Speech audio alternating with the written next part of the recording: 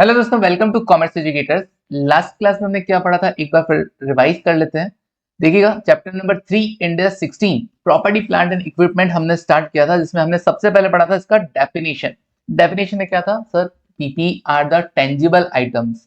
कैसे tangible items? Those which are held for use in, किसके लिए यूज करते हैं? तीन आइटम थे, क्या क्या थे? प्रोडक्शन और सप्लाई ऑफ गुड्स और सर्विसेज, रेंटल टू अदर्स, और तीसरा क्या था सर? For administrative purpose. तीन काम थे। Okay, done. एग्जाम्पल देखा था, बिल्डिंग है, मशीनरी है, फर्नीचर है, ओके, कंप्यूटर आईटी इक्विपमेंट हो गया, ये सब पीपी के एग्जाम्पल हो गए। इंपॉर्टेंट क्या था? पीपी के अंदर क्या कवर है? Bearer plant. PP includes bearer plant. यहाँ पे देखो जरा, साथ साथ में मैं हाईलाइट भी कर देता हूँ। Bearer plant, PP includes bearer plant. Bearer plant क्या? कोकोनट ट्री, मैंगो ट्री है ना, ये बेयरर प्लांट्स होते हैं। बाकी living animals, living plants other than bearer plants are not PPE. Okay, done. ये हमने बात किया था। फिर हमने बात किया था रिकॉग्निशन क्राइटेरिया। तो रिकॉग्नाइज कब करना है अपनी बुक में? का दो कंडीशन अगर फुलफिल हो जाती है तो आप बुक में उसको रिकॉग्नाइज कर सकते हो एज एन एसेट। क्या क्या क्राइटेरिया होता है? फर्स्ट तो ये है कि फ्यूचर इकोनॉमिक बेनिफिट आपको नजर आ रहा हो, probable future economic benefit will flow to the entity. And second condition क्या था? एंड लगा रहा हूं और नहीं लगा रहा हूं। एंड क्या? Cost can be measured reliably. Okay, done. तो दो बातें अगर फुलफिल हो रही हैं, दैट मींस हम उस एसेट को पीपीई के फॉर्म में अपनी बुक में रिकॉग्नाइज रिकॉर्ड कर सकते हैं। That's it. ओके, नेक्स्ट क्या था? गाइडेंस था इसमें कि भाई कुछ आइटम्स के बारे में बता रखा था कि वो पीपी है कि नहीं। तो जैसे स्पेयर पार्ट्स हो गया, सर्विसिंग इक्विपमेंट हो गया, स्टैंड बाय इक्विपमेंट हो गया। Spare parts, stand by equipment and servicing equipment, ये ऐसे आइटम है जो कभी कभार काम आते हैं ना। रेयर केस में कभी मशीनरी खराब हो गई ना, तो उसको सही करने के लिए, उसका पार्ट्स वगैरह चेंज करने में ये काम आता है। तो क्या ये पीपीए का अगर रिकॉग्निशन और डेफिनेशन क्राइटेरिया मेट आउट कर रहा है तो पीपी है, अदरवाइज इन्वेंट्री है। फिर सेकंड नंबर पे था का इनसिग्निफिकेंट आइटम है, छोटे छोटे आइटम्स, छोटी छोटी मशीनरीज वगैरह होती है। तो कहा उनको पहले एग्रीगेट करो, फिर चेक करो रिकॉग्निशन क्राइटेरिया अगर मीट आउट हो रहा है तो पीपी है, अदरवाइज नहीं है। फिर तीसरा, जो सेफ्टी और एनवायरमेंटल इक्विपमेंट है उसके लिए क्या बोला? का भैया आंख बंद करके ये पीपी है। जैसे फायर एक्सटिंग्विशर हो गया, चिमनी हो गया आपका। तो ये आपका आंख बंद करके कोई पूछे बोल दे, आंख पूछेगा तो आंख खोल के, जैसा भी तुम आंख बंद करके बोल देना भैया पीपी है, प्रॉपर्टी प्लांट एंड इक्विपमेंट की कैटेगरी में आएगा। उसके बाद रिकॉग्निशन से आगे बढ़ते हुए डेफिनेशन हुआ, रिकॉग्निशन हुआ, देन मेजरमेंट। मेजरमेंट में अभी तक अपन ने सिर्फ इनिशियल मेजरमेंट पढ़ा है। इनिशियल मेजरमेंट में भी क्या? उसमें भी केवल एक पार्ट पढ़ा है, उसमें भी तीन पार्ट थे, याद है? तो उसमें भी केवल एक पार्ट पढ़ा है, कौन सा? Component of cost if the asset is purchased. Component में क्या क्या कवर होगा? परचेज प्राइस, अगर हम एसेट खरीद के लेके आए तो जो आप पे करके आए सप्लायर को, वो नॉन रिफंडेबल टैक्सेस जिनका आपको किसी तरह का कोई क्रेडिट नहीं मिलेगा, वो टैक्सेस भी आप ऐड कर देना। अच्छा, परचेज प्राइस में ट्रेड डिस्काउंट लेस होगा। ऑल डायरेक्टली एट्रीब्यूटेबल एक्सपेंसेस, जितने भी उसको लोकेशन, प्रेजेंट लोकेशन और कंडीशन तक के लाने के खर्चे होंगे, वो एसेट की कॉस्ट का पार्ट होगा। लेकिन याद है, ट्रेनिंग कॉस्ट, स्टाफ को ट्रेन करने का कॉस्ट, वो एसेट की कॉस्ट का पार्ट नहीं होगा। और रिलोकेशन, रिलोकेशन का खर्चा नहीं होगा। इनोग्रेशन का खर्चा पीपी कॉस्ट का पार्ट नहीं होगा। और जैसे जो टेस्ट करते हैं हम लोग, ट्रायल रन करते हैं, मशीन को चलाकर देखते हैं कि भैया वो प्रॉपर काम कर रही है कि नहीं कर रही, तो उसमें जो कॉस्ट इनकर हो रही है, जो मेटेरियल वगैरह लग रहा है, लेबर लग रहा है, वो सब पीपीई कॉस्ट का पार्ट होगा। लेकिन हाँ, कोई प्रोडक्शन हो रहा है, उसको बेचने से अगर कुछ पैसा मिल रहा है, तो वो जो पैसा मिल रहा है उससे आप पीपीई कॉस्ट को कम कर लेंगे। Okay, then cost of dismantling, decommissioning वगैरह, साइट रिस्टोरेशन, ये भी आपका क्या होगा? कॉस्ट का पार्ट होगा। लेकिन ध्यान क्या रहे, ये प्रेजेंट वैल्यू टर्म्स में कंसिडर करना है। क्योंकि ये खर्चा कब आएगा? आज नहीं आ रहा है, ये आएगा बाद में, 5 साल 10 साल जो भी एसेट की लाइफ है उसके बाद, जब हम वापस रीस्टोर करके देंगे जगह को, तो वो रीस्टोरेशन का खर्चा है। तो उसको हमें कैसे कंसिडर करना है? प्रेजेंट वैल्यू टर्म्स में कंसिडर करना है। चलिए, डन है, आगे बढ़ते हैं। सर फिर आपने हमको बताया था कि अनवाइंड करना सिखाया था, बिल्कुल। क्योंकि अगर आपने इसको प्रेजेंट वैल्यू में कंसिडर कर लिया है, अगर आपने किसी एक्सपेंस को, जैसे हमने जो लास्ट क्वेश्चन किया था, सेकंड क्वेश्चन, अच्छा फर्स्ट क्वेश्चन की खास बात क्या थी? फर्स्ट क्वेश्चन की खास बात ये थी कि ट्रेड डिस्काउंट तो लेस करना होता है, बट कैश डिस्काउंट लेस नहीं करना होता है। कैश डिस्काउंट पीपीई कॉस्ट में से कम नहीं होगा, उसे अदर इनकम में जगह मिलेगी। फिर उसके बाद नेक्स्ट क्या? Maintenance contract. 5 साल का मेंटेनेंस कॉन्ट्रैक्ट के लिए हमने पे किया, तो कहा भैया वो मेंटेनेंस कॉन्ट्रैक्ट तो आप किसी और से भी करवा सकते थे, ये पीपीई कॉस्ट का पार्ट नहीं है, ये एक सेपरेट कॉन्ट्रैक्ट ट्रीट किया जाएगा। और इसके लिए अगर आपने पैसा एडवांस दे दिया 5 साल के लिए, तो ये प्रीपेड एक्सपेंस की तरह ट्रीट किया जाएगा। सेकंड क्वेश्चन की खास बात क्या थी? सेकंड क्वेश्चन में डीकमीशनिंग कॉस्ट था, 5 साल बाद 5 लाख रुपए लगने वाले थे। हमें क्या करना था? हमें इसको प्रेजेंट वैल्यू में कॉस्ट का पार्ट कंसिडर करना था। तो 5 लाख में से 3,10,500 रुपए तो पीपी की कॉस्ट का पार्ट बनेगा, और ऊपर का जितना भी खर्चा होगा वो फाइनेंस कॉस्ट मानते हुए हर साल क्या करेंगे? हम पीएनएल पे चार्ज करेंगे। कैसे चार्ज करेंगे? एंट्री क्या होगा वो मैंने आपको बताया था, finance cost account debit to provision for decommissioning. ऐसे हर साल थोड़ा थोड़ा अमाउंट पीएनएल पे बर्डन आएगा, फाइनेंस कॉस्ट नाम से आएगा, इंटरेस्ट एक्सपेंस भी बोल सकते हो। और हर साल लायबिलिटी इंक्रीज होते होते होते होते उस अमाउंट तक पहुंच जाएगी जो आपका डीकमीशनिंग का खर्चा एक्सपेंस रहने वाला है। डन? ओके। फिर आप क्या करेंगे? फिर जब भी पेमेंट करना होगा, provision for decommissioning account debit to bank account. Done. तो ये हमने 2 क्वेश्चन यहाँ पर कंप्लीट कर लिए थे। तो एक ये हल्का सा रिकॉल हमने कर लिया कि हमने लास्ट क्लास में क्या पढ़ा था।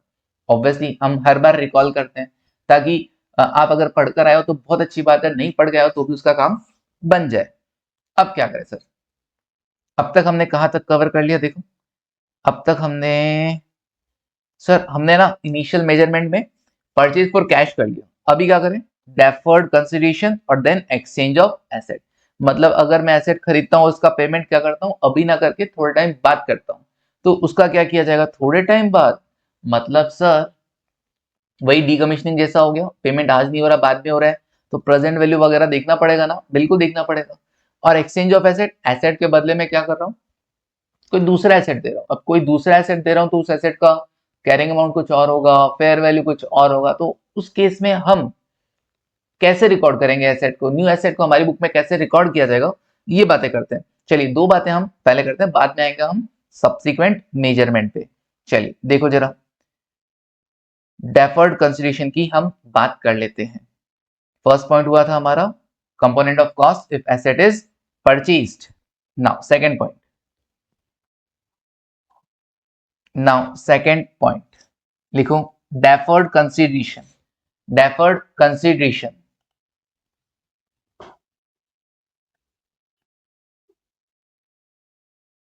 डेफर्ड कंसिडरेशन मतलब क्या हो रहा है? पेमेंट क्या हो रहा है?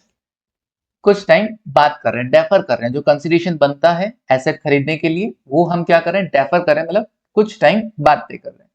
तो कुछ टाइम बाद अगर आप पे कर रहे हो तो देखो, हमेशा मैंने, जैसे आप मेरी शॉप पे है, अब मेरी शॉप तो मैंने तो पढ़ाने की है, ठीक है, मान लो कोई शॉप है ना, कुछ कोई भी आइटम मैं बेचता हूँ, फर्नीचर सॉरी, फर्नीचर खरीदना है आप, फर्नीचर खरीदने आए आप मुझसे। अब फर्नीचर अगर आप मुझसे खरीदने आए तो मैंने कहा देखो जी, वैसे तो 1 लाख रुपए का फर्नीचर है, आप अगर 1 साल बाद पेमेंट करेंगे, आपने जैसा कि मुझे बोला कि नहीं सर हम तो है ना अभी नहीं पे कर सकते, हम 1 साल बाद पेमेंट कर देंगे हम आपको। तो मैंने कहा ठीक है जी, आपके अच्छा नाम है, आपका बिजनेस भी है, कोई दिक्कत नहीं है, आप फर्नीचर ले जाना चाहते हैं ले जाइए, पेमेंट 1 साल बाद करना चाहते हैं कोई दिक्कत नहीं है, लेकिन 1 लाख नहीं, 1,10,000 रुपए लगेंगे। 1 लाख नहीं, 1,10,000 रुपए लगेंगे। मतलब मैंने आपसे सीधा सीधा बोला कि देख भाई, मुझे तुम पर पूरा भरोसा है, लेकिन मैं भी तो धंधा करता हूँ, मैं भी तो बिजनेस करता हूँ। एक काम करो, अगर इफ यू पे टुडे,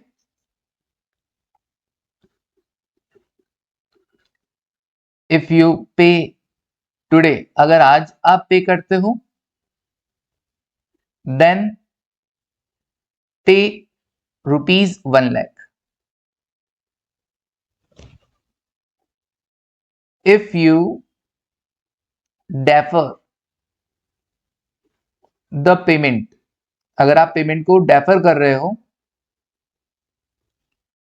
देन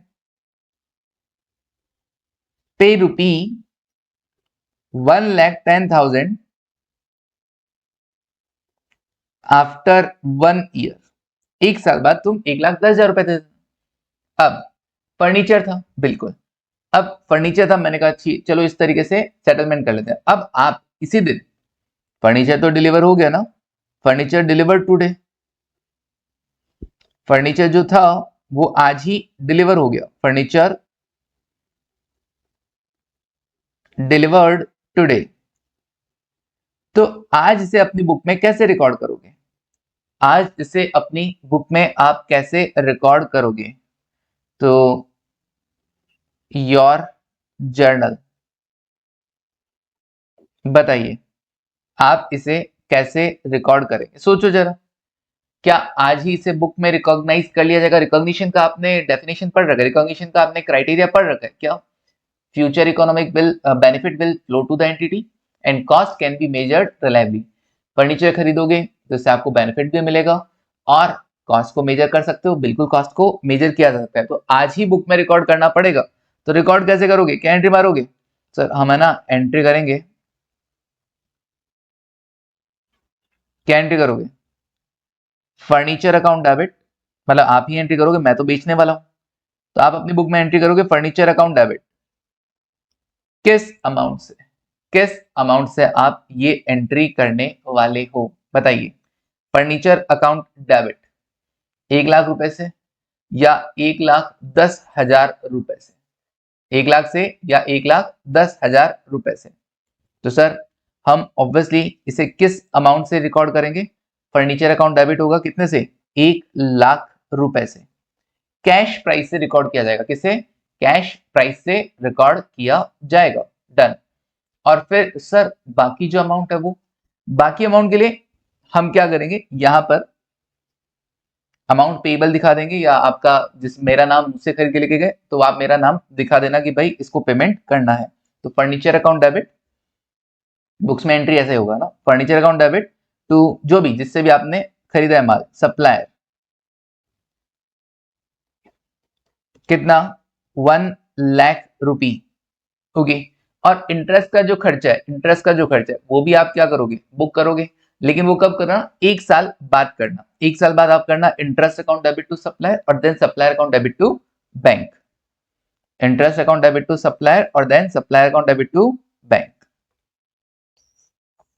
ओके। तो आज आप फर्नीचर कितने पे रिकॉर्ड करोगे? 1 लाख पे, मतलब वो आप टोटल पेमेंट 1,10 कर रहे हो, लेकिन फिर भी ऐसे को कितने पे रिकॉर्ड करोगे? 1 लाख रुपए पे रिकॉर्ड करोगे। ओके। एंट्री क्या करोगे इधर? इंटरेस्ट एक्सपेंस अकाउंट डेबिट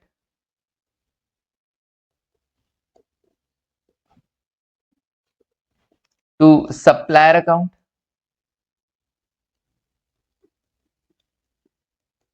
कितना? 10,000 और then supplier account debit to bank, supplier account debit to bank account,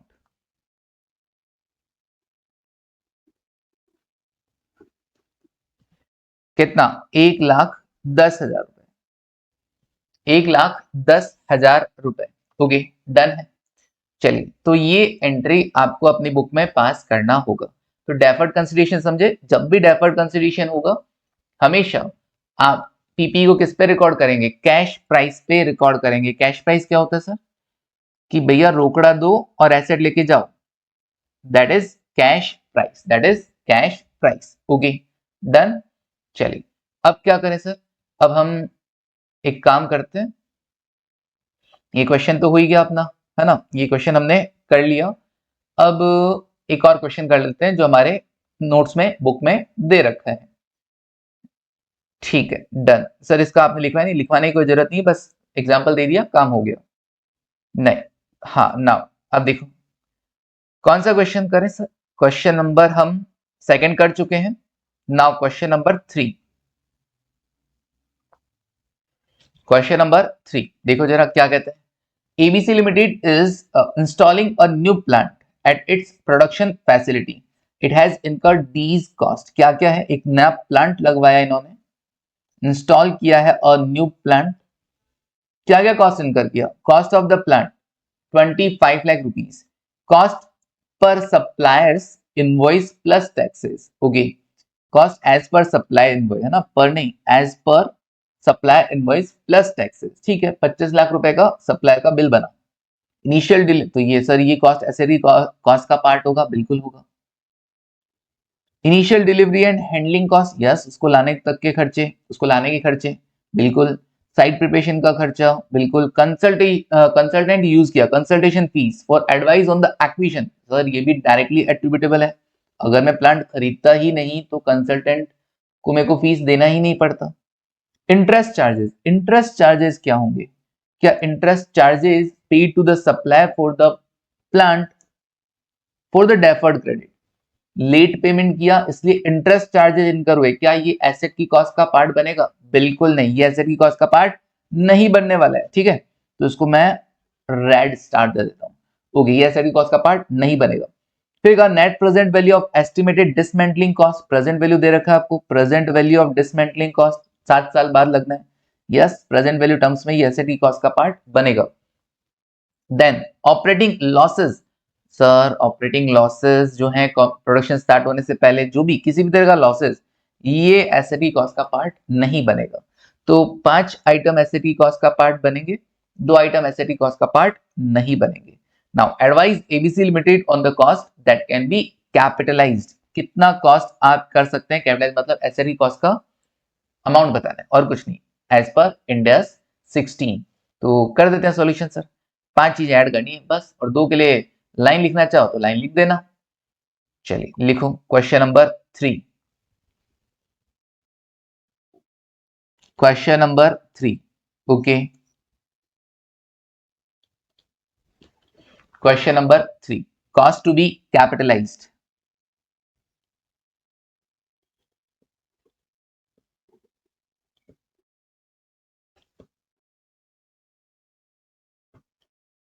cost to be capitalised, कितना अमाउंट आपको कैपिटलाइज करना है? तो सबसे पहले तो cost of the plant as per invoice. Sir tax भी इसमें इंक्लूडेड है तो कोई बात नहीं, उसने बोलना थोड़ी ना कि क्रेडिट मिल जाएगा इसका, उसने बोला ही नहीं कि भैया ये प्लस टैक्सेस बोला, लेकिन उसने बोला नहीं कि इसका क्रेडिट मिल जाएगा, कि आपको नहीं मिलेगा। तो क्रेडिट नहीं मिलेगा तो भैया हमको इसको भी एसेट की कॉस्ट का पार्ट कंसिडर करना होगा। 25 लाख, 25 लाख, ओके। देन आगे बढ़ते हैं, next initial delivery and handling cost. Initial delivery and handling cost, okay. Initial delivery and handling cost कितना? 2 लाख रुपए, ये भी एसेट के कॉस्ट का पार्ट बन जाएगा। Then cost of site preparation, cost of site preparation कितना? 6 लाख रुपए। Then consultation fees,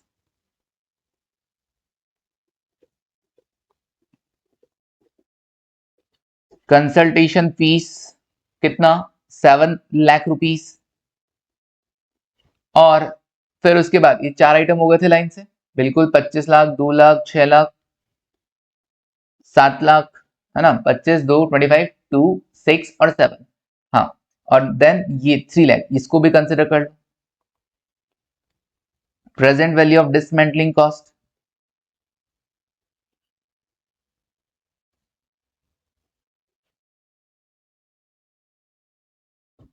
present value of dismantling cost 3 lakh रुपए,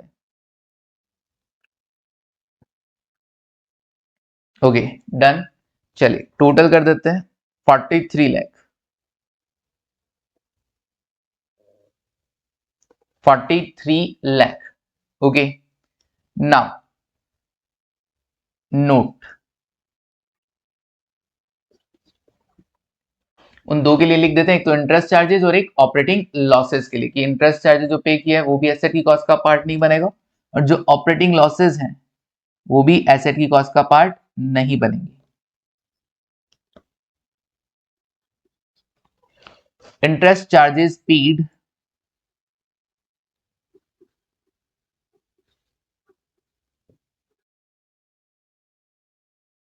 interest charges paid are finance cost.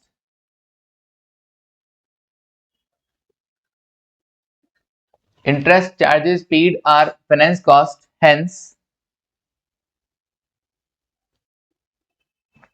not a part of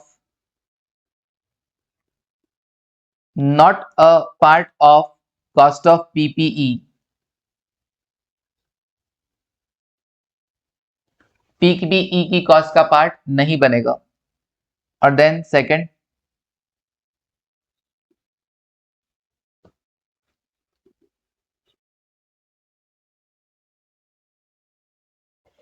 operating losses are also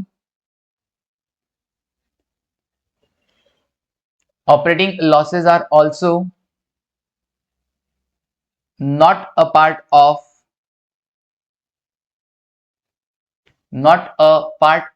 cost of PPE.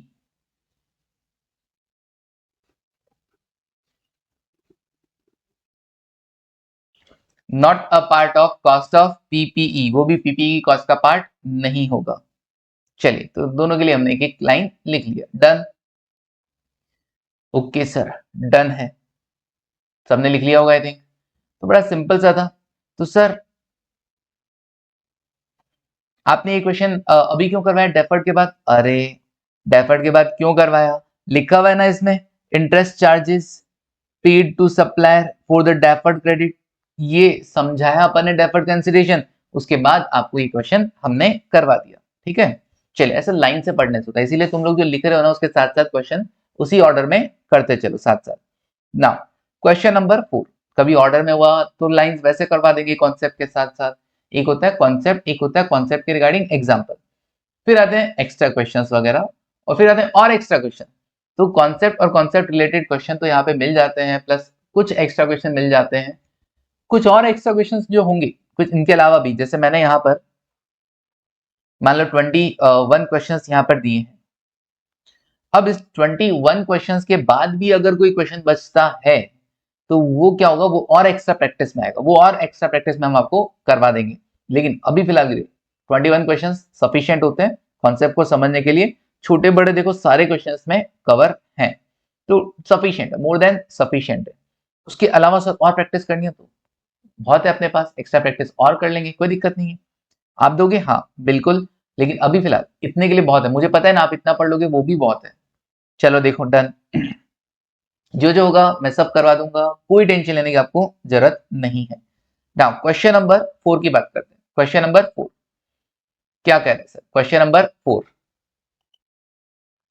on 1st April 2021 an item of property is offered for sale at rupees 10 million with payment term being 3 equal installment। 1 अप्रैल 2021 को 1 अप्रैल 2021 को an item of property okay is offered for sale कितने पे? 10 million rupees में, with payment term being 3 equal installment, 3 equal installment 33,33,333। तो मैंने एक काम किया, मैंने देखा 33,33,333 की 3 इंस्टॉलमेंट बोल रहा है, तो मल्टीप्लाइड बाय 3 करके देखा, ये आ रहा था 99,99,999। ऑब्वियसली पहले से भी पता था, कैलकुलेटर से करने की जरूरत नहीं थी।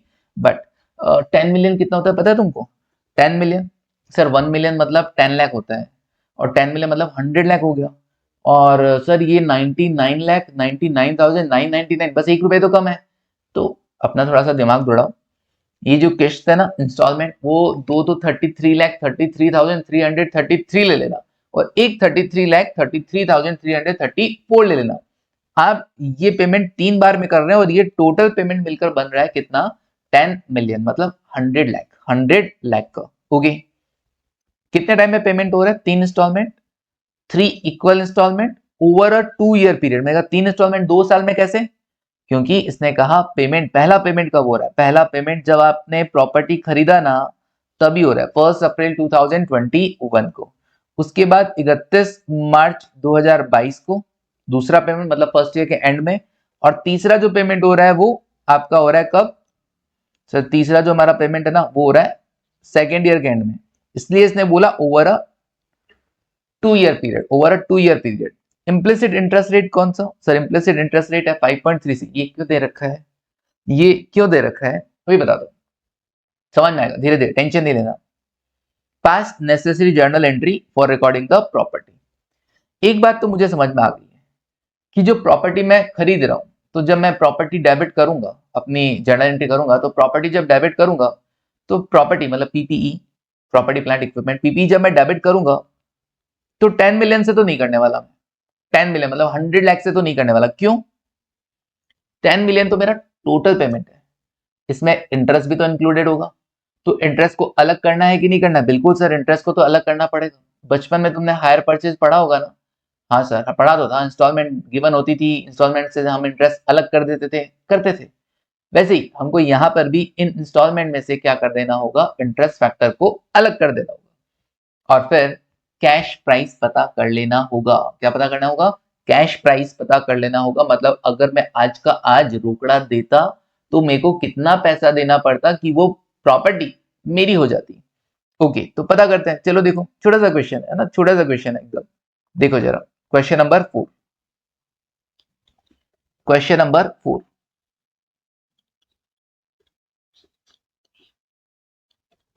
Question number 4, amount payable for property कितना है टोटल?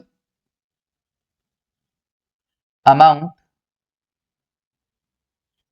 पेबल फॉर प्रॉपर्टी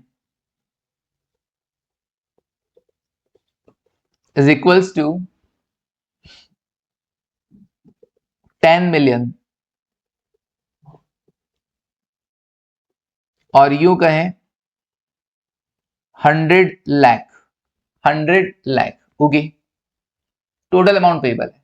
अब वो कैसे कैसे है?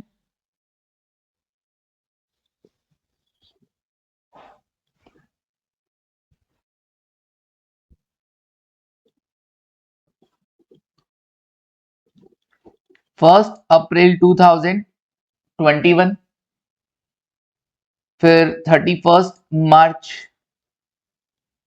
2022, और फिर 31 मार्च 2023। ओके, इस तरीके से हमको बता रखा है 3 पेमेंट करना है। पहला 3 इक्वल बोला उसने, 33,33,333, 33,33,333। लास्ट वाले में हम क्या करते हैं? उसको 33,33,334 दे देते, 1 रुपया थोड़ा ज्यादा दे देते ताकि वो 100 लाख के बराबर आ जाए। ओके, ये जो पहला 333 है, दैट इज डाउन पेमेंट।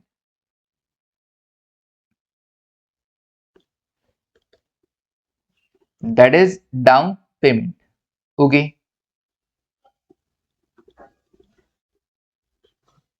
ये डाउन पेमेंट है।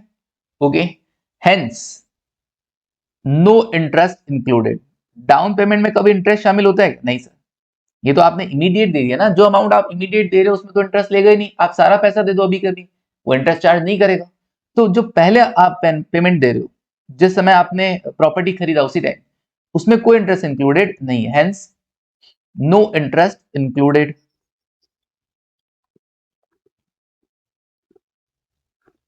No interest included. ओके, कोई इंटरेस्ट इसमें शामिल नहीं है। हाँ, लेकिन ये जो बाद के 2 पेमेंट है,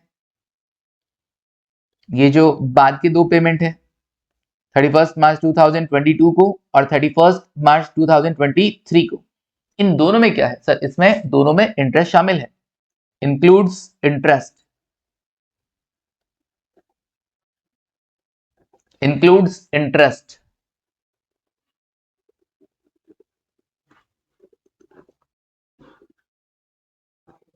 ओके जी, इन दोनों में इंटरेस्ट शामिल है। तो अब हम क्या करें सर? अब हम क्या करते हैं, हमको कैश प्राइस पता करना है। तो कैसे पता करेंगे? लिखो calculation of cash price, calculation of cash price.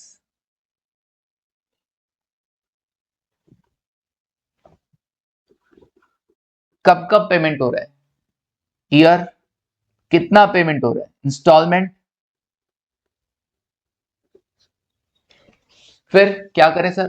P factor लगाइए। जो इंटरेस्ट रेट आपको दे रखा है उससे आप पी फैक्टर, आपने इंटर में पढ़ा होगा, पी फैक्टर लगा के हम इंटरेस्ट एलिमेंट को अलग कर देते हैं। तो पी फैक्टर, प्रेजेंट वैल्यू निकालेंगे ना, तो इंटरेस्ट फैक्टर से, उस इंटरेस्ट रेट से क्या होगा? इंटरेस्ट एलिमेंट अलग हो जाएगा। हमको रेट दे रखा था 5.36%, then present value, then present value. Okay, year 0, फिर 1 और फिर 2। कितना कितना? 33 लाख 33,333, 33 लाख 33,333। ये सर जीरो क्यों लिखा आपने? जो अमाउंट आज दे रहे हैं एफएम में हम आज के लिए क्या बोलते हैं, जीरो ही बोलते हैं ना। सेम वैसे जो आज पेमेंट किया जाए टुडे, जीरो से डिनोट किया। फर्स्ट ईयर का end first year, second year का end second year. Okay, then 33,33,334। Okay, last amount 1 रुपया जरा बढ़ा दिया। पी फैक्टर, जीरो ईयर के लिए जो पी फैक्टर होता है वो हमेशा 1 होता है। आज 1 रुपया के बराबर है। Okay, then 1 divided by 1.0536 equal to गया 0.949, 0.949, फिर इक्वल टू गया 0.9008, तो 0.901, 0.901। आगे बढ़ते हैं, प्रेजेंट वैल्यू कितना? 33,33,333, फिर 33,33,333 इंटू किया 0.949, 316,3333, तो 31,63,333। एंड लास्ट वाले में 33,33,334 इंटू गया 0.901, ये आया 333.93 है, तो 4 कर देता हूं, तो 30,03,334, 334। Okay done. ये हम लगा देते हैं टोटल, ये आएगा टोटल 95 लाख, 95 लाख। ओके, ये क्या हो जाएगा? ये हो जाएगा कैश प्राइस, ये हो जाएगा कैश प्राइस। ओके, मतलब सर हम उसको प्रॉपर्टी को इस वैल्यू पे रिकॉर्ड करेंगे? बिल्कुल, हमने इंटरेस्ट एलिमेंट हटा दिया है, तो अब हम प्रॉपर्टी को रिकॉर्ड करेंगे कितने पे? 95 लाख पर। Okay done. उसके बाद आगे बढ़ते हैं, next interest payable.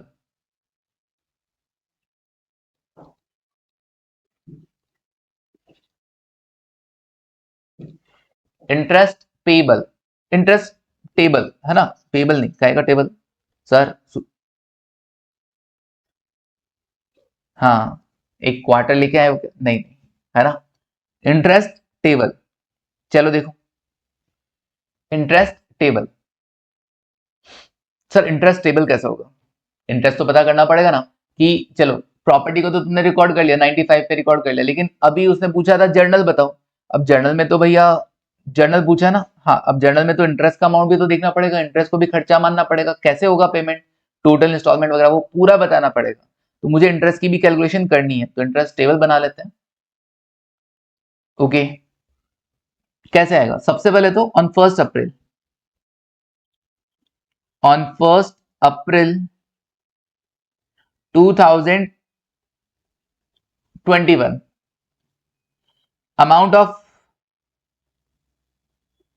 Amount of accounts payable,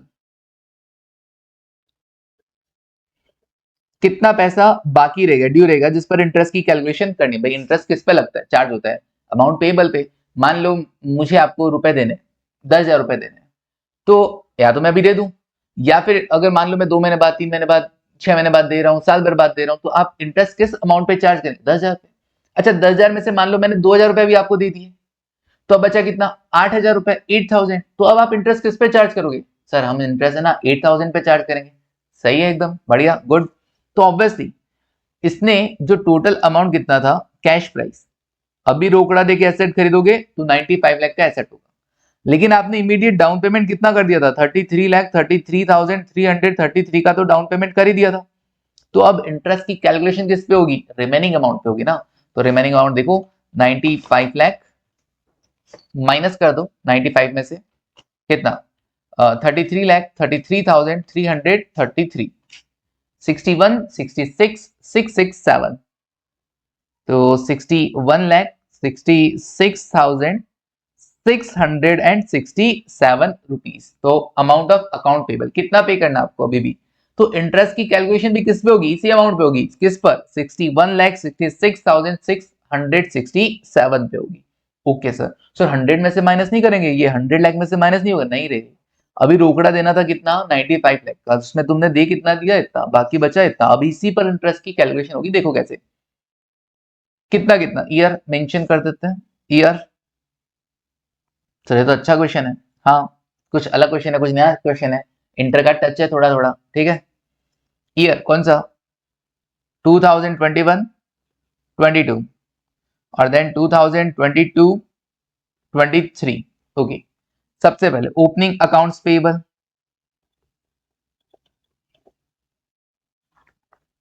opening account payable कितना अमाउंट था, 61,66,667, जिस पर आप इंटरेस्ट की कैलकुलेशन करेंगे, इंटरेस्ट एट द रेट 5.36%, 5.36%, जिसमें से हमने कितना पे कर दिया, हम इंस्टॉलमेंट दिखा देंगे, इंस्टॉलमेंट लिख दो, लाइबिलिटी पे कर पेड लिख दो, ये लो इंस्टॉलमेंट वर्ड लिख देता हूं,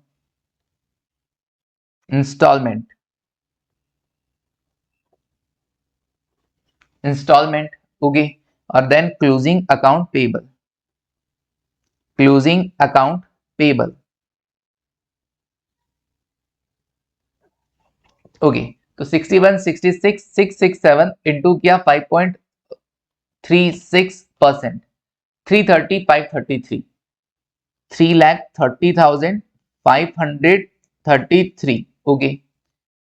प्लस इक्वल टू करके टोटल अमाउंट पेबल आ जाएगा, जिसमें से मैं इंस्टॉलमेंट माइनस कर देता हूं, मेरा सेकंड इंस्टॉलमेंट था 333, ये माइनस कर देता हूं, 333, ओके, कितना आएगा 3163867,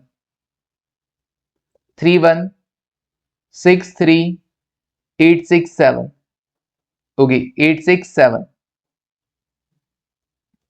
फिर उसके बाद 3163867 में इंटू करना 5.36%, सर कितना आएगा 169,583, 169,583। लेकिन बताया था आपको लास्ट ईयर जब भी हो, लास्ट में हमेशा की इंटरेस्ट की कैलकुलेशन आप बैलेंसिंग फिगर से लेना। बैलेंसिंग फिगर कैसे, आपको पता है कि आपकी इंस्टॉलमेंट कितनी है 33,33,334 और आउटस्टैंडिंग ओपनिंग अमाउंट कितना है 31,63,867, तो इसका डिफरेंस ही इंटरेस्ट होगा, डिफरेंस ही इंटरेस्ट होगा। तो 334 टोटल इंस्टॉलमेंट में से ओपनिंग जो आउटस्टैंडिंग है कैश प्राइस 31,63,867 हटा देंगे हम, तो आएगा 169,467, 169,467, दैट्स इट। ये आपको लिखना होगा यहाँ पर 169,467,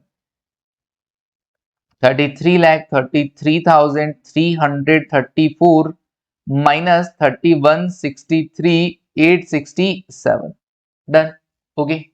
चलिए अब क्लोजिंग अकाउंट पेबल कुछ भी नहीं है, सर हम इसमें लिख लेगा कि आपने बैलेंस क्यों लिया, बिल्कुल लिखो, बैलेंसिंग फिगर हमने लिया है as, balancing figure is taken as it is last year, as it is last year, done, हो गया सिंपल। चलिए लास्ट ईयर था तो बैलेंसिंग फिगर लिया, वरना इंटरेस्ट की रेट लगाते हुए चलते हैं, वो राउंड ऑफ की वजह से होता है, मैंने लास्ट क्लास में भी बताया था आपको। नाउ सर हमने पीपी को कितने पे रिकॉर्ड करना है वो भी देखा, हमको इंटरेस्ट कितना बुक करना है हमने वो भी देखा। अब एंट्रीज पास कर दें, बिल्कुल, अब जर्नल एंट्रीज पास कर देते हैं। तो देखो जर्नल, देखो जर्नल,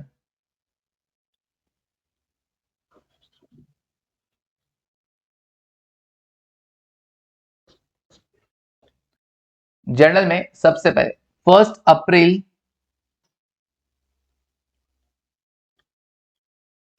2021, 1 अप्रैल 2021 क्या करोगे, PP account debit, property plant and account equipment, property plant and equipment, PP account debit, वही प्रॉपर्टी के लिए डेबिट, कितने से करोगे, सर हम पीपी को बुक में रिकॉग्नाइज करेंगे कैश प्राइस पे, तो 95 लाख, ओके। जितना आप अभी पे कर रहे हो इमीडिएट डाउन पेमेंट, वो टू बैंक दिखा देना, कितना पे कर रहे हो 33,33,333, ओके। और जितना आप बाद में पे करोगे to accounts payable, to accounts payable, simple, कितना था 61, 66, 667। Okay done. तो ये जो बैंक है इसके सामने मैं लिख देता हूँ, ये अपना डाउन पेमेंट था जो आपने दे दिया था, इमीडिएट डाउन पेमेंट, और बाकी जो है वो आपकी लाइबिलिटी है, और इसको हम नाम देंगे क्या, फाइनेंशियल लाइबिलिटी। क्या नाम देंगे, फाइनेंशियल लाइबिलिटी। नाम सुना है तुमने? हाँ सर नाम सुना है ना, हमने आपने पढ़ाया था वो बैलेंस शीट जब पढ़ाया था ना, बैलेंस शीट, तब आपने सिखाया था सर ये नाम लेना। Okay financial liability, financial assets, financial liabilities. Financial liabilities यहाँ पे हमारा क्या हो, कॉन्ट्रेक्चुअल ऑब्लिगेशन हो टू पे कैश। तो ये 61, 66, 667 हमको पे करना है, ये हमारा कॉन्ट्रेक्चुअल ऑब्लिगेशन है। पीपी खरीदा तो मुझे पे करना है, ये अपना फाइनेंशियल लाइबिलिटी हो गया। ओके अब सर ये फाइनेंशियल लाइबिलिटी है, हाँ तो उस पर इंटरेस्ट लगेगा, बिल्कुल फाइनेंशियल लाइबिलिटी है, इस पर इंटरेस्ट की कैलकुलेशन हमने कर रखी है, जिसे हम अपनी बुक्स में रिकॉर्ड करेंगे। ओके रहने दो, ये इतना बहुत है।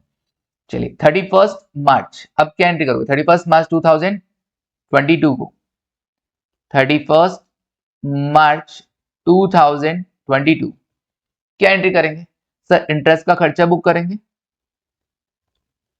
तो interest expense account debit to accounts payable,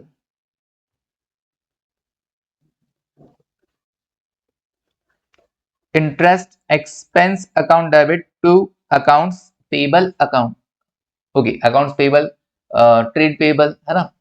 okay interest expense account debit to accounts payable, कितना था इंटरेस्ट फर्स्ट ईयर में सर, फर्स्ट ईयर में जो इंटरेस्ट था वो ये था 330,533। ओके 3,30,533, 3,30,533।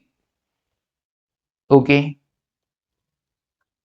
ये मैंने इंटरेस्ट का एक्सपेंस बुक कर लिया, डन। उसके बाद ये लो जी, ये एंट्री भी हो गई। फिर उसके बाद अब हम क्या करें सर, अब हम क्या करते हैं, ये जितना भी सेकंड इंस्टॉलमेंट हमको देना था वो हम दे देते हैं 31 मार्च 2022 को। क्या एंट्री करोगे, accounts payable account debit, line खींच देगा इसका,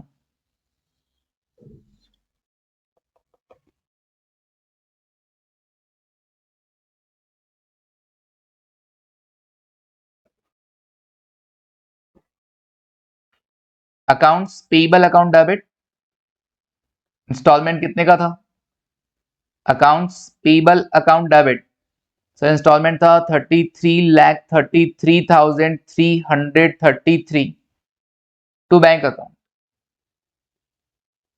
to bank account. Okay 33,33,333 done.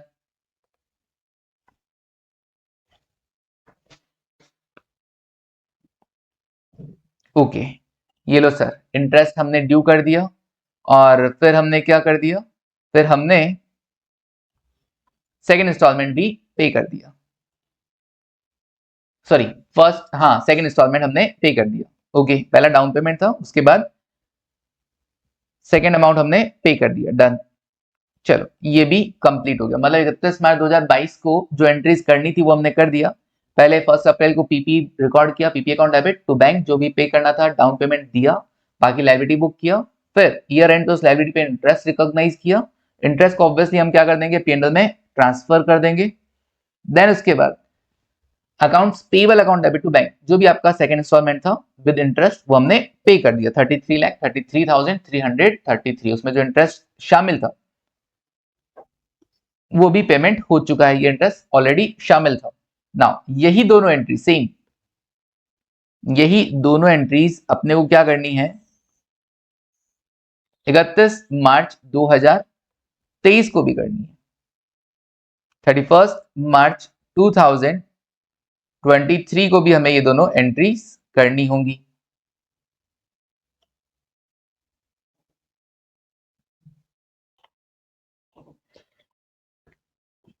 इकतीस March 2023 interest expense account debit to accounts payable, कितना अमाउंट कितना होगा सर इंटरेस्ट का, इंटरेस्ट का जो अमाउंट होगा वो ये रहा, दिस वन 22-23 में, 22-23 में ना, 22-23 में इंटरेस्ट का अमाउंट कितना 169467, 169467 169467 169467 ये लो जी, ये इंटरेस्ट बुक कर लिया। और पेमेंट कितना करना था, बस ₹1 ज्यादा करना था, तो मैं यहाँ पे 333 की जगह 334 कर देता हूँ। डन, हो गया, कंप्लीट। ओके सर, नरेशन अपने अकॉर्डिंग लिख सकते हैं। Being PP recognise in the books and down payment made and remaining liability booked. Okay, being interest recognise, being instalment paid, being interest recognise, being instalment paid. कोई बच्चा इस level पे आके entry पूछ रहा है तो भैया वो खतरनाक है ना। चलिए, आपने एंट्री किया तो ऑब्वियसली कुछ तो सोच के किया होगा, तो वही लाइन लिखनी है कि किसके रिगार्डिंग आपने एंट्री पास किया है। चलिए, हो गया, डन। तो ये था डेफर्ड कंसिडरेशन का कंप्लीट। अरे सर, इतना टाइम? हाँ, डेफर्ड कंसिडरेशन, हर टॉपिक पे टाइम लगता है ना, हर टॉपिक पे अगर हम अच्छे से समझे तो टाइम लगता है। तो ये डेफर्ड कंसिडरेशन का मामला हो गया कि भैया अपने को क्या करना है, केवल कैश प्राइस को ही एसेट की कॉस्ट का पार्ट मानना है, ऊपर जो भी पेमेंट कर रहे हैं वो इंटरेस्ट होगा, और इंटरेस्ट को बुक कैसे करना है वो हमने सीखा।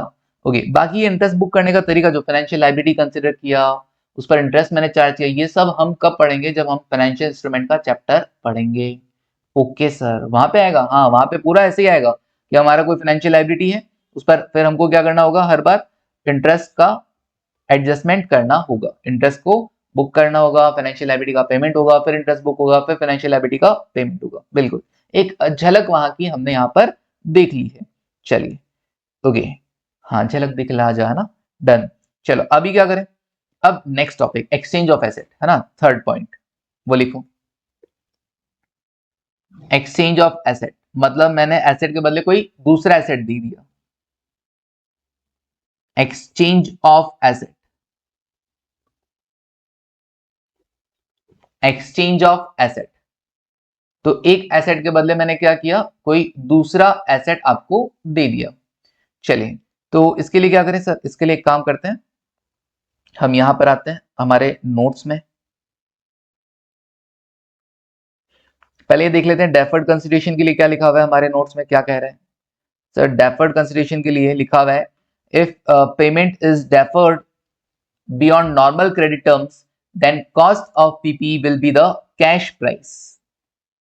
Cash price equivalent at the recognition date, जिस दिन मेरे को रिकॉर्ड करना होगा अपनी बुक में, उस दिन कैश प्राइस देख लेना होगा बस।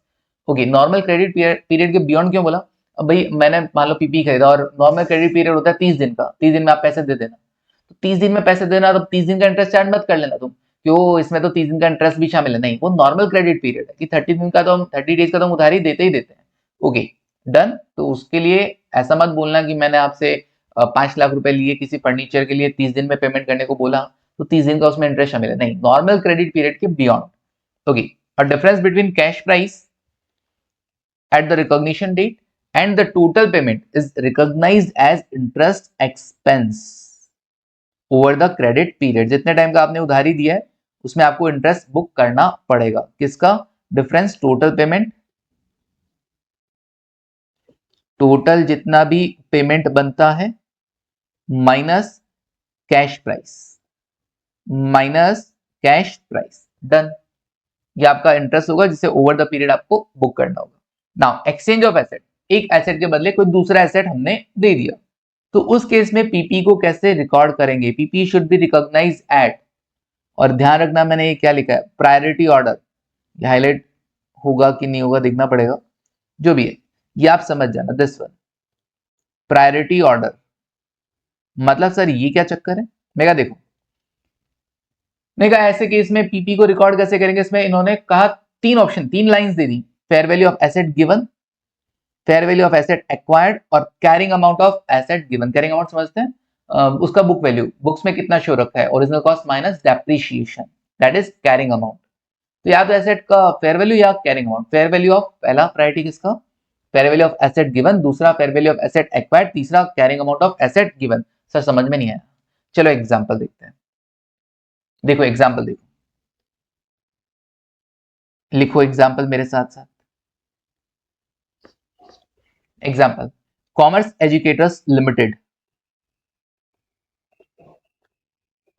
Commerce educators limited purchased purchased laptop, इसने लैपटॉप खरीदा फ्रॉम किससे, फ्रॉम एएम लिमिटेड। ओके, तो एएम लिमिटेड से इसने क्या किया, लैपटॉप खरीदा। Am limited in exchange,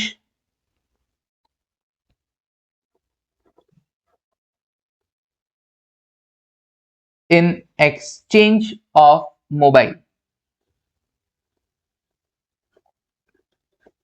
in exchange of mobile, mobile के बदले इन्होंने क्या कर लिया, लैपटॉप खरीदा। मतलब जो एसेट गिवन है वो क्या है, मोबाइल, और जो एसेट एक्वायर्ड है वो क्या है इनके लिए, लैपटॉप। इन एडिशन, अब तुम सोच रहे हो अच्छा सर ये क्या बात हो गई, लैपटॉप के बदले सिर्फ mobile. In addition ₹20,000 cash is also given, is also given in consideration, is also given in consideration। 20,000 रुपए कैश भी दिया गया। Okay, now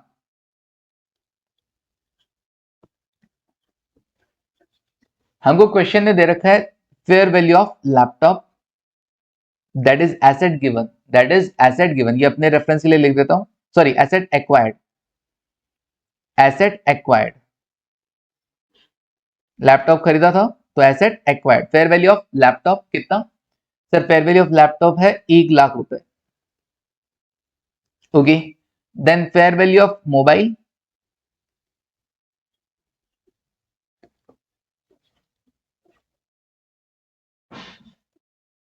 fair value of mobile, mobile क्या थी सर, एसेट गिवन,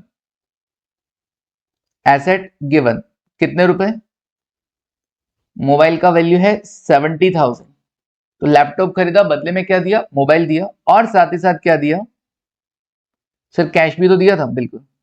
बट एक डेटा और दे रखा आपको, carrying amount, carrying amount of mobile, mobile इनकी बुक्स में कितने पे रिकॉर्ड था, मोबाइल इनकी बुक्स में कितने पे रिकॉर्डेड था, 80,000 पे। अच्छा, 80,000 पे रिकॉर्डेड है, 70,000 उसका फेयर वैल्यू, ठीक है। 10,000 तो यहीं पे नुकसान नजर आ रहा है, 10,000 मुझे नुकसान नजर आ रहा है। कैरिंग अमाउंट था मोबाइल का हमारी बुक में 80,000, कॉमर्स एजुकेटर्स की बुक में 80,000 था, उसको फेयर वैल्यू कितना बता रहे हैं, 70,000 बता रहे हैं। मतलब देखा जाए मार्केट में उसकी वैल्यूएशन की गई 70,000, 10,000 को हमें बुक करना चाहिए ना लॉस, बिल्कुल बुक करना चाहिए sir.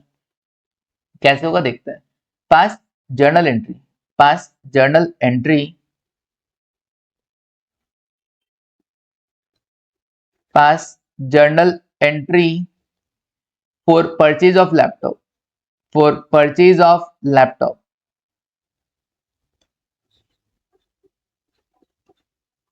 for purchase of laptop in the books of,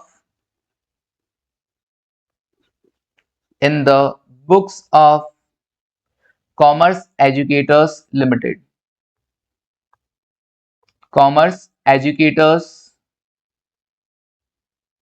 Limited। Okay, तो लैपटॉप परचेज करने का तुमको एंट्री करना था, तो कैसे करोगे देखो, अब समझ में आएगा तुमको कि वहां पर बोला क्या था। खरीदा क्या, लैपटॉप, दिया क्या, मोबाइल और कैश। यहां पर क्या बोला, पीपी को तुम रिकॉर्ड कितने पे करोगे का, पहली प्रायोरिटी क्या है, अगर तुमको क्वेश्चन वाला दे रखा है जो एसेट गिवन है उसका फेयर वैल्यू, तो तुम जो एसेट खरीदा है उसको किस पे रिकॉर्ड करोगे, sir fair value of asset given पे रिकॉर्ड करेंगे। तो मैंने लैपटॉप खरीदा और एसेट दिया क्या, मोबाइल, क्या मुझे मोबाइल का फेयर वैल्यू गिवन था, यस, तो मैं लैपटॉप को कितने पे रिकॉर्ड करूंगा, मोबाइल की फेयर वैल्यू पे रिकॉर्ड करूंगा। प्लस क्या मैंने सिर्फ मोबाइल दिया, नहीं sir, fair value of asset given में क्या सिर्फ मोबाइल है, नहीं सर, कैश भी तो है, कैश भी तो एसेट है, तो उसको भी कंसिडर करोगे। तो पहली प्रायोरिटी ये रहेगी। अच्छा सर ये नहीं होती तो, क्वेश्चन में अगर ये गिवन नहीं होता तो फेयर वैल्यू ऑफ मोबाइल, तो क्या होता, तो फिर सेकंड प्रायोरिटी जाती fair value of asset acquired, और ये भी ना होता तो थर्ड प्रायोरिटी जाती carrying amount of asset given को, carrying amount of asset given. तो मैं सिंपली लैपटॉप को कितने पे रिकॉर्ड करूंगा, कहानी ये है, laptop should be recognised at, laptop should be recognized at कितने पे रिकॉग्नाइज करेंगे अपन लैपटॉप को? सर पहली प्रायोरिटी है fair value of asset given, तो एसेट गिवन था मोबाइल, तो फेयर वैल्यू ऑफ मोबाइल। अब कैश, कैश का फेयर वैल्यू क्या लोगे बताओ? सर कैश तो कैश होता है ना, उसका फेयर वैल्यू क्या, वो तो फेयर ही होता है। ओके, तो कैश, उसका कोई ऐसा नहीं है कि कैरिंग अमाउंट अलग है, मतलब बुक्स में हम अलग दिखा रखे हैं और मार्केट में उसका अलग वैल्यूएशन है, नहीं।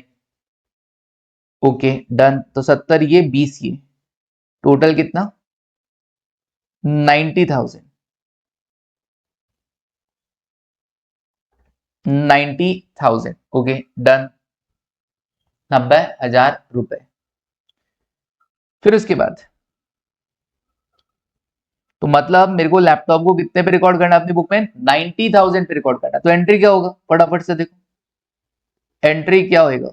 सर एंट्री होगा लैपटॉप अकाउंट डेबिट, मैं कौन, कॉमर्स एजुकेटर्स की बुक में है ना, तो लैपटॉप अकाउंट डेबिट कितने पे? 90,000 पे रिकॉर्ड होगा। फर्स्ट प्रायोरिटी का fair value of asset given, नहीं होता तो fair value of asset acquired, और वो भी नहीं होता तो carrying amount of asset given पे हम रिकॉर्ड करते, बट था ना fair value of asset given, हो गया बात खत्म वहीं पे। तो लैपटॉप को कितने पे रिकॉर्ड करूंगा? 90,000 पे। ओके, अब बात आती है कि एक लाइन छोड़कर, है ना, एक लाइन छोड़कर दिया क्या अपन ने? मोबाइल दिया और कैश दिया, बिल्कुल मोबाइल दिया और कैश दिया, बिल्कुल। अब जो मोबाइल दिया है, मोबाइल जो दिया है, जब भी हम एसेट को बाहर करते हैं, हमारे बिजनेस से बाहर कर रहे हैं, बुक से बाहर कर रहे हैं, तो हमेशा वो कैरिंग अमाउंट पे बाहर होता है, मतलब जो बैलेंस शीट में वैल्यू शो हो रखी है उसी अमाउंट से उसको बाहर करेंगे तभी वो बैलेंस शीट से हटेगा ना। बिल्कुल सर, बैलेंस शीट में मान लो मोबाइल दिखा रखा है, कितने पे दिखा रखा है? कैरिंग अमाउंट, कैरिंग अमाउंट है कितना? 80,000।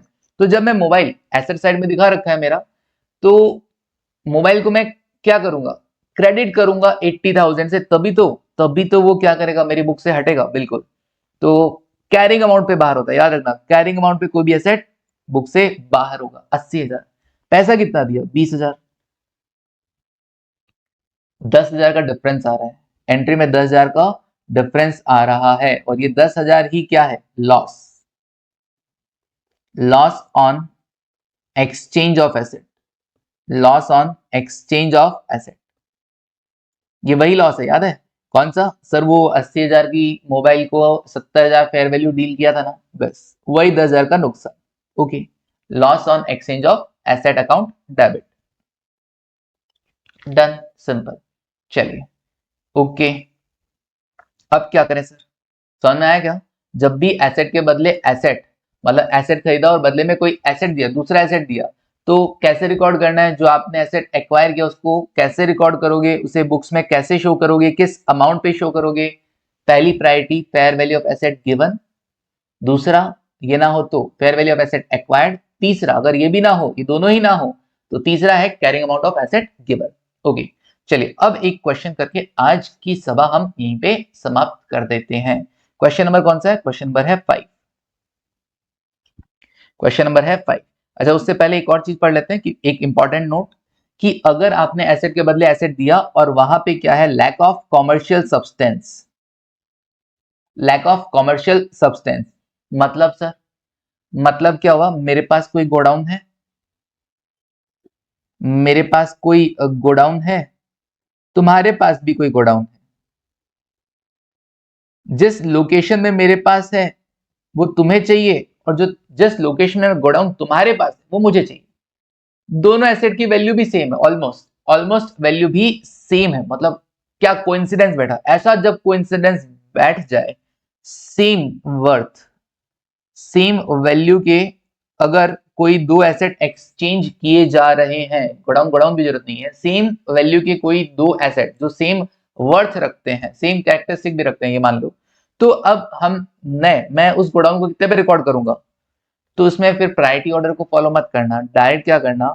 Record PPE at carrying amount of asset given, carrying amount of asset given मतलब मेरी बैलेंस शीट में कोई चेंज नहीं आएगा, पहले भी गोडाउन था, अभी भी गोडाउन है, पहले जिस अमाउंट पे था अभी भी उसी अमाउंट पे है। गोडाउन बदल गया मतलब, अगर मैं जैसे मान लो फॉर एग्जांपल जयपुर में ही लेते हैं ना, जयपुर में मान लो विद्याधर नगर में था, वीडियन विद्याधर नगर में था, तो उसको मैंने क्या कर लिया, मैंने कहा भैया इसको वैशाली में कर, चेंज कर दिया बस। तो ये गोडाउन से गोडाउन हो गया, पहले वीडियन में था अब वैशाली में हो गया बस, बाकी कहीं कोई चेंज नहीं है। मतलब मैं नए जो वैशाली वाला गोडाउन उसको कितने पे रिकॉर्ड करूंगा, जो वीडियन वाले गोडाउन का कैरिंग अमाउंट चल रहा था अपने बुक में, मैं उसी पे इसको रिकॉर्ड कर लूंगा। तो सिंपली एंट्री क्या होगी, Vaishali godown account debit to वीडियन गोडाउन, बस अमाउंट में कोई चेंज नहीं आएगा। लैक ऑफ कॉमर्शियल सब्सटेंस मतलब there is no profit motive, मेरा कोई प्रॉफिट मोटिव नहीं था, बस जगह का था। और दूसरा क्या, exchange of identical asset having the same worth, exchange of identical asset having the same worth. इसको आप ऐसे भी ले सकते हो, कोई गोडाउन जरूरी थोड़ी है, मैं पढ़ाता हूँ, ठीक है। एक मेरा इंस्टीट्यूट, एक साइंस वाले का इंस्टीट्यूट, साइंस वाले के बच्चे इधर रह गए, मेरे कॉमर्स वाले बच्चे किसी और लोकेशन पे रह गए जहाँ पे साइंस वालों का इंस्टीट्यूट है। तो हमने कहा एक काम करते हैं, तुम्हारा इंस्टीट्यूट मेरा इंस्टीट्यूट, मेरा इंस्टीट्यूट तेरा इंस्टीट्यूट, ऑलमोस्ट सेम वर्थ है, सेम वही 3 मंजिला इमारत है हमारी, तुम्हारी भी सेम वर्थ भी रखता है, जगह लोकेशन दोनों महंगे लोकेशन है, जो भी है मान लो ऐसा कोइंसिडेंस बैठा, मैं तुम्हारी जगह ले लेता हूं, तुम मेरी जगह ले लो साइंस वालों। तो अब क्या हो गया, ये यहाँ पे लैक ऑफ कॉमर्शियल सब्सटेंस है, कोई प्रॉफिट मोटिव नहीं है, बस हमारे कस्टमर अलग अलग जगह है, simple, that is lack of commercial substance, कोई प्रॉफिट मोटिव नहीं था, हम एक्सचेंज करें हमारी asset, identical asset same worth की होगी। तो मैं किस पे रिकॉर्ड करूंगा, carrying amount of asset given पे, carrying amount of asset given, फिर प्रायोरिटी ऑर्डर फॉलो नहीं करना होगा, ये नहीं करना, डायरेक्ट किस पे करना, carrying amount of asset given पे करना। Okay done. चलो क्वेश्चन नंबर हम देख लेते हैं fifth, question number fifth,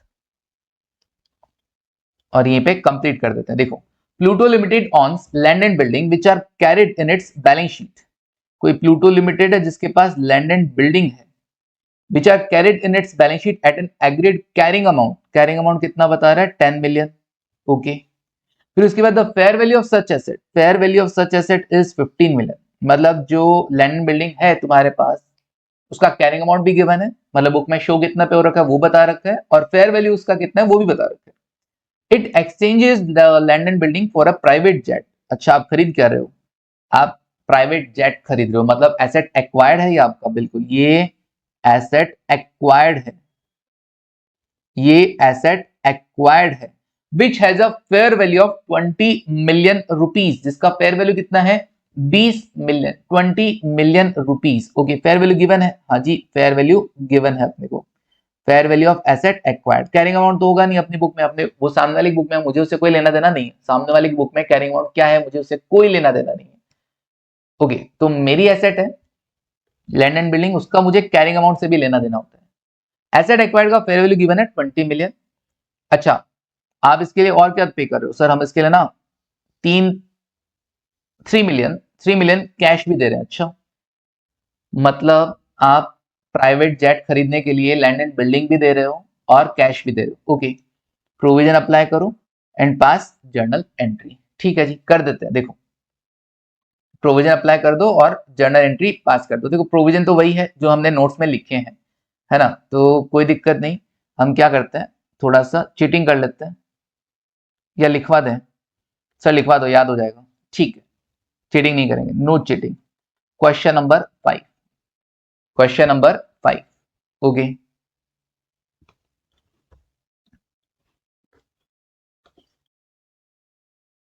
question number 5, when an asset is acquired, when an asset is acquired in exchange of another asset, in exchange of another asset, किसी दूसरे asset के बदले में अगर आप कोई एसेट खरीद रहे हैं, then acquired asset should be, then acquired asset should be recognized at, should be recognized at in priority order, किस पे रिकॉर्ड करोगे तुम, इन प्रायोरिटी ऑर्डर। क्या क्या था वो order, sir first fair value of asset given, fair value of asset given,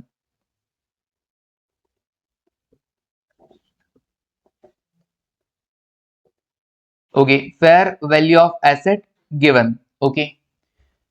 और इस केस में अपने, इन दिस केस अपने एग्जांपल में क्या होगा, एसेट गिवन क्या है, सर हम प्राइवेट जेट खरीद रहे हैं और लैंड एंड बिल्डिंग दे रहे हैं, तो लैंड एंड बिल्डिंग और कैश भी, लैंड एंड बिल्डिंग और कैश भी, ओके। दूसरा प्रायोरिटी, अगर ये ना हो हमारे पास, है क्वेश्चन में बट ठीक है, अगले ने का प्रोविजन भी लिख दो तो लिख देते हैं, fair value of asset acquired, fair value of asset acquired, अगले ने बोला है प्रोविजन लिखने के लिए, मैं अपने मन मर्जी से नहीं लिख रहा हूं। इन दिस केस एक्वायर्ड क्या था, private jet, private jet, okay. और तीसरा है carrying amount of asset given, carrying amount of asset given, और एसेट गिवन आपको पता ही है क्या है, carrying amount of asset given, ठीक है, डन। लैंड एंड बिल्डिंग और कैश। सो प्राइवेट जेट को कितने पे रिकॉर्ड करोगे, so private jet should be recorded at, so private jet जो आपने एक्वायर किया है शुड बी रिकॉर्डेड एट, कितने पे रिकॉर्ड करना है सर, 15 मिलियन। ये क्या है सर, ये क्या है सर, मैंने कहा fair value of asset given, fair value of asset given first priority, land and building का फेयर वैल्यू चेक करना, लैंड एंड बिल्डिंग का फेयर वैल्यू चेक करना, ये लैंड एंड बिल्डिंग इसका फेयर वैल्यू है 15 मिलियन, ओके। और क्या दे रहे हो, कैश दे रहे हो 3 मिलियन का, 3 मिलियन का, तो वो भी काउंट करना, तो 15 तो ये हो गया और 3 ये हो गया, 15 और 3 टोटल कितना, 18 मिलियन का अमाउंट हो गया। इस पर आप एसेट को रिकॉर्ड करेंगे, प्राइवेट जेट को रिकॉर्ड करेंगे 18 मिलियन, ओके डन। सो जर्नल एंट्री क्या रहेगा, देखो एंट्री क्या रहेगा,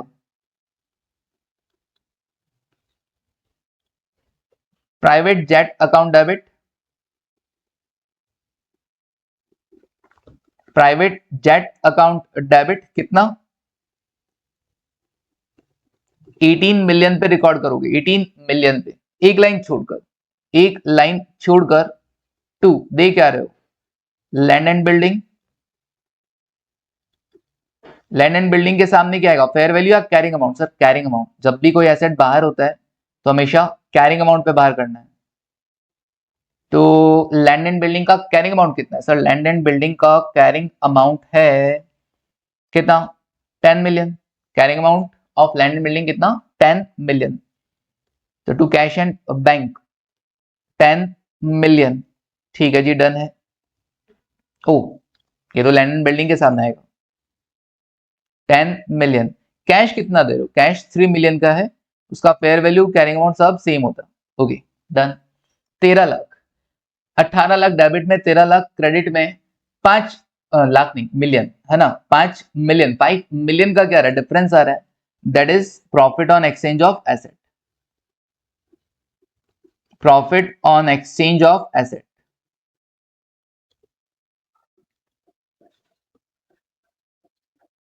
ओके।